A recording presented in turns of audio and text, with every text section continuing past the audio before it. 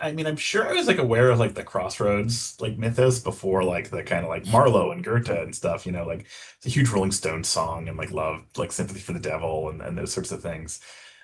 This was so the Faustian Bargain's basic story is somebody trades their soul to the devil in exchange for power or genius or talent or magical ability or whatever. And so the book is basically like that bare bones plot being explored across as many permutations as I can while making an argument about why anyone should care about that particular story. Because I do think the story itself is really, really important. Beyond being like cool, like it's a cool story, and like the Johnson stuff is like, you know, the guy is incandescent as a musician, and there's this kind of otherworldly magical feeling to it. So the kind of like supernatural associations, and especially how mysterious he is. There's only what like three photographs of him and a couple dozen recordings, and he dies when he's 27, and these kind of like janky circumstances. And especially in light of the legend, that's so evocative. So like that stuff's all really cool and interesting. But then I also love the kind of what does the Faust legend say about us and like what we're willing to compromise or do for certain things. And one of the things I try to convey in the book as well is like I don't want it to be a moralizing thing necessarily, right? Like it's the same way I treat sins really, where it's like sometimes I like the story, sometimes I like the characters, and sometimes I don't, right? Like sometimes I'm like, yeah, sell your soul to the devil, and other times I'm like, don't do that, right? As a book, this is something I wanted to write for 20 years, I think. And when I first got into graduate school, I had this kind of idea that I was going to like, I'm going to write a dissertation that will be a complete history of the Faustian bargain because I had no idea how dissertations worked.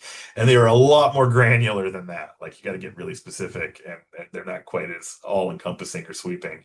But I always had the ideas like on the back burner for myself. And I had put together a proposal, and my agent had shopped it around, and it got, we'd get nice feedback from editors, like we like it, but we don't see a market for it. And it got axed basically everywhere it was sent. And so, in between agents at this point, I still had the proposal. I still really wanted to do it. It was like a book I was really passionate about. And in the same sort of shameless way that I connected with Abrams, I sent this one to a publicist who I knew at the press that published it, because I do a lot of book reviews and I know a lot of publicists. And it was kind of the old, yeah, a waiter passing their script to a producer in Hollywood or something. It was like that. And she kicked it up, and my editor at Melville House liked it, and he was like tremendous to work with. Guy named Mike Lindgren. And once he like got it approved, it was a very kind of quick process then. So I had this book that had been like gestating in my brain for like 20 years, and I wrote it in like 9 months or something. And I think probably it went so quickly because like I already knew what I'd wanted to do for 2 decades. But that was a long road to fruition that didn't happen very quickly. So I read a little bit about like possession in the book and witch trials and things because oftentimes that's not included under the like banner of the Faustian bargain, but I never saw a reason why it wouldn't be since it's somebody who's like literally signing a contract for certain powers with the devil.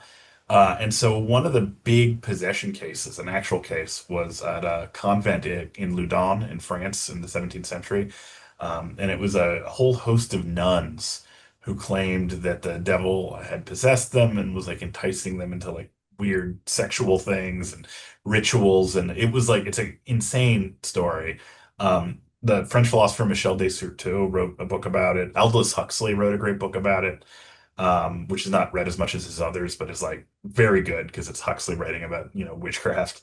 But one of the weirdest things with it is at the trials, the abbot who was overseeing the nuns, he was actually indicted and convicted and executed for having sold his soul to the devil. And the contract he supposedly signed still exists. So, and I have it recreated in Pandemonium as well, but I talk about it a lot in Devil's Contract. And it's the sort of thing where you're like, I don't think that this is like real, obviously, but there's still something undeniably kind of eerie about seeing it, right? You have these like weird scratch marks that are supposed to be from different demons and things. There's like four or five different demons. So that kind of like tangible reality is really interesting to me because it removes, it's not just like a legend per se, but something that people some people certainly literally believed in it, but it was also useful to other powers as a way to kind of impugn people.